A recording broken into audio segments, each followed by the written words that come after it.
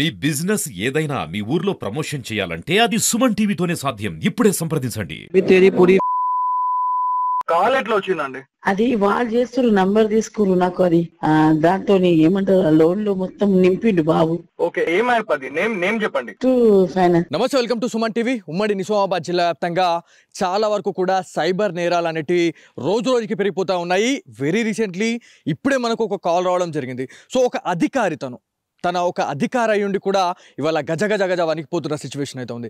కొంతమంది cyber నేరగాళ్ళు అధికారులనే target చేస్తూ ఉన్నారు, అదేవిధంగా సామాన్య ప్రజలను అయితే టార్గెట్ చేస్తూ ఉన్నారు. మనకి ఒక కాల్ అయితే వచ్చింది, అసలు సీన్లోకి దిగితే అసలు ఏంది ఆ కాల్ అని చెప్పేసి చాలామంది అనుకుంటుండొచ్చు. సో ఏదైతే షిఫ్ట్ ఫైనాన్స్కి సంబంధించి ఒక ప్లే స్టోర్లో ఒక యాప్ అయితే ఉంది, ఆ యాప్ని ఇన్స్టాల్ చేసుకున్నాక ఈజీ మనీకి చాలామంది అయితే అలవాటు పడుతూ ఉన్నారు. ఈజీ మనీ ఎక్కడైతే వస్తుందో యాప్స్ని అయితే డౌన్లోడ్ చేసుకున్న తర్వాత ఈజీ మనీకి అయితే చాలామంది ఎదురు చూస్తూ ఉన్నారు. కాకపోతే ఆ ఈజీ మనీలో భాగంగా ఎవరైతే కొంతమంది యాప్కి సంబంధించిన కొంతమంది ఎవరైతే మెయింటైన్ చేస్తున్న వాళ్ళు ఎవరైతే ఉన్నారో వాళ్ళు కాల్ చేసిన తర్వాత ఓటీపీస్ చెప్పండి అని చెప్పిన తర్వాత వాళ్ళు పూర్తిగా అంటే బ్యాంక్ అకౌంట్స్ని ఫ్రీజ్ చేయడము, బ్యాంక్ అకౌంట్స్ నుంచి మనీ పెద్ద మొత్తంలో వాళ్ళు గుంజేస్తున్న సిచ్యువేషన్ అయితే ఉంది, దోచుకుంటున్న సిచ్యువేషన్ అయితే ఉంది. సో తాజాగా నిన్న ఒక ఇన్సిడెంట్ అయితే జరిగింది. ఇప్పుడు మనకు కాల్ వచ్చింది, ఒక అధికారి తను చాలా బాధపడతా ఉన్నారు, సఫర్ అవుతా ఉన్నారు. ఒకవేళ ఆమె ప్లేస్లో మాత్రం ఇంకెవరైనా ఉండున్నట్లయితే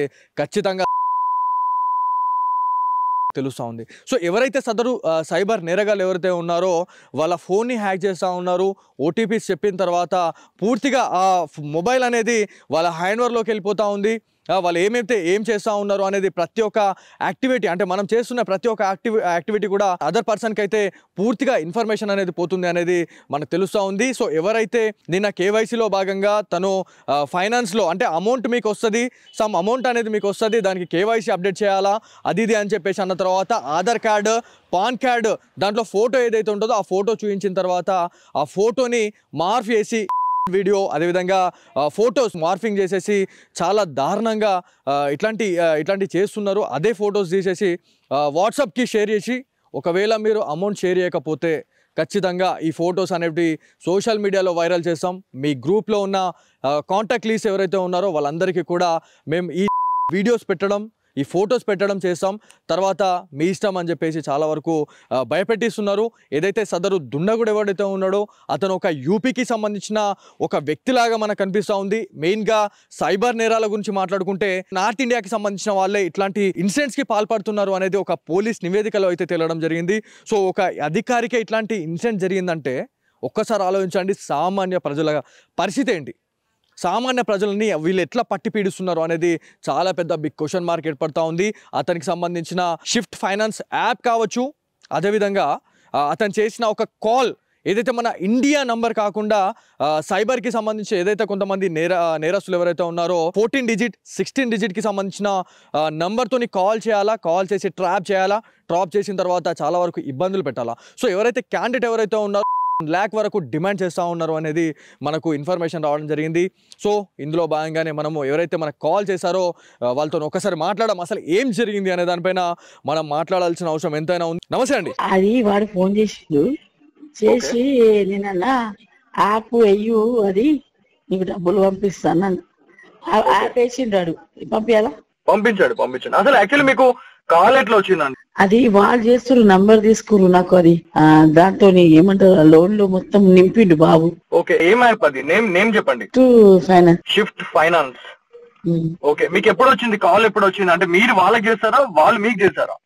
నాకు వాళ్ళు చేసి ఇట్లా లోన్ కావాలని అడిగిరు యాప్ లో.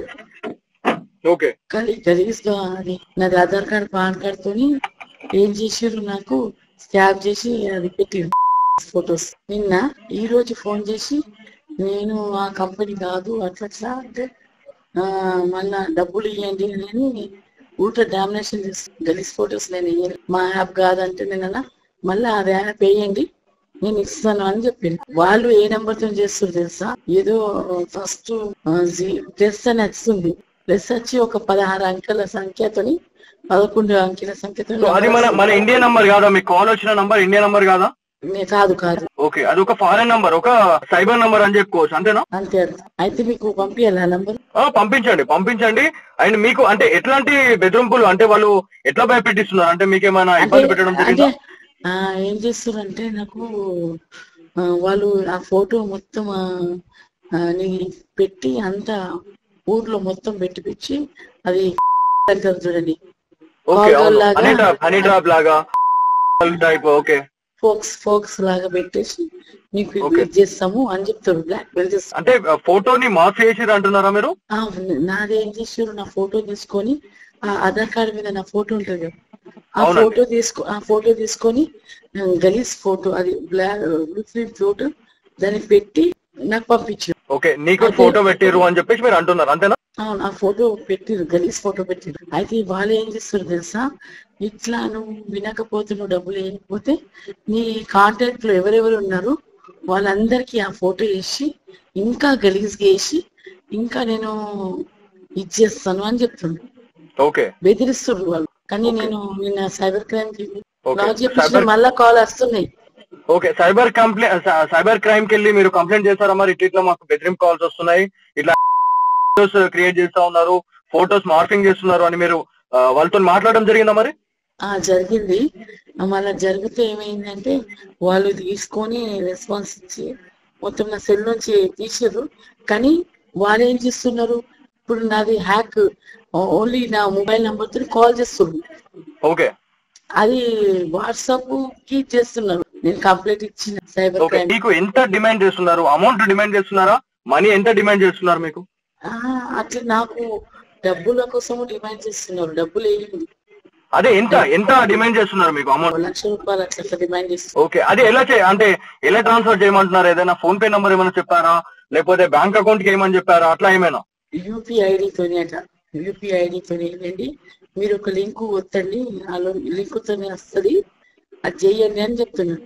సో ఇప్పుడు ఇట్లాంటి ఇన్సిడెంట్లు జరుగుతున్నాయి. అయితే మీరు నిజామాబాద్ ప్రజలకు కావచ్చు, యావత్ 2 తెలుగు రాష్ట్రాల ప్రజలకు మీరు ఏం చెప్పాలనుకుంటున్నారు ఇట్లాంటి మోసాల పట్ల? ఎవరు కూడా అసలు మొబైల్లో ఎవరు యాప్ డౌన్లోడ్ చేసుకోకుండా చేయాలని అనుకుంటున్నాను. థ్యాంక్ యూ అండి, thank you so much. So ఇదండి, మొత్తానికి అధికారులు లేరు, ఎవరు లేరు, ప్రతి ఒక్కరు ఎవరిని ట్రాప్ చేసినా కూడా ట్రాప్ చేయాలనేది ఒక అంతిమ లక్ష్యంగా పెట్టుకుంటా ఉన్నారు. సామాన్య ప్రజలు కాదు, అధికారులను కూడా ఇవాళ ట్రాప్ చేస్తున్నారు అంటే ఒక్కసారి ఆలోచించండి ఎంత అప్రమత్తంగా ఉండాలి. ఈ సోషల్ మీడియా ఇన్ఫ్లుయెన్స్తోని చాలామంది ఇట్లాంటి ఇన్సిడెంట్స్కి అయితే పాల్పడుతూ ఉన్నారు. అమాయక ప్రజల నుంచి డబ్బునైతే దోచుకుంటా ఉన్నారు. చాలా వరకు ఇబ్బందులు పెట్టి ఈ మార్ఫింగ్ ఫొటోస్ సోషల్ మీడియాలో వైరల్ చేస్తాం, మీ లొకేషన్ లో ఉన్న ఏరియాలో మేము ఫ్లెక్సీలు పెడతామని చెప్పేసి కూడా ఇంత దారుణంగా, ఇంత దౌర్జన్యంగా వాళ్ళు మాట్లాడుతున్నారంటే ఒక్కసారి ఆలోచించండి. ఒకవేళ మీకు ఇట్లాంటి కాల్స్ వస్తే మాత్రం ఖచ్చితంగా భయపడాల్సిన అవసరమే లేదు. మీ ఏరియాలో ఉన్న సైబర్ క్రైమ్ ఆఫీస్ ఏదైతే ఉంటుందో అక్కడ సైబర్ ఏసీపీ గారు ఉంటారు. సైబర్కి సంబంధించిన ఆఫీస్కి వెళ్ళి మీకు ఇట్లాంటి ఇన్సిడెంట్ జరిగింది, ఎట్లాంటి ఇన్సిడెంట్ జరిగిందో దానిపైన ఒక రిపోర్ట్ అయితే ఇవ్వండి, ఒక దరఖాస్తు ఇవ్వండి, దానిపైన ఒక ప్రాపర్ ఇన్వెస్టిగేషన్ అయితే చేస్తారు, వాళ్ళపైన అయితే ఒక ఉక్కుపాదం మోపుతారు అనేది మనం పోలీస్ అధికారులతో మనం చాలా వరకు కూడా ఇదివరకే మనము ఇంటర్వ్యూస్ కూడా చేయడం జరిగింది. ఏసీపీ స్థాయి అధికారులతోని, సైబర్ ఏసీపీ కావచ్చు, సైబర్కి సంబంధించిన అధికారులతో కూడా మనం మాట్లాడడం జరిగింది. అప్రమత్తం చేస్తూనే ఉన్నారు.